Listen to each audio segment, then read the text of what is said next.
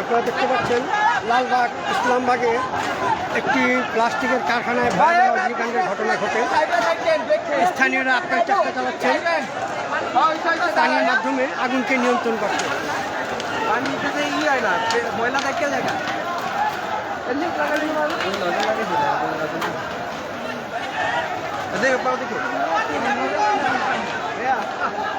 ভাই আপনারা কি পানির ব্যবস্থা কি করতে পারতেছেন না? আপনারা একটু বলেন তো।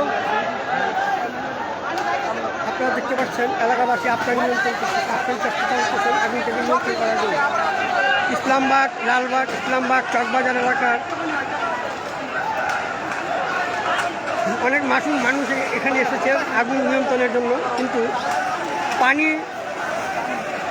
পানি সংকট সরবরাহ এবং পথ সরু থাকায় কোনো দমকল বাহিনীর কোনো গাড়ি ভিতরে প্রবেশ করতে পারছে না।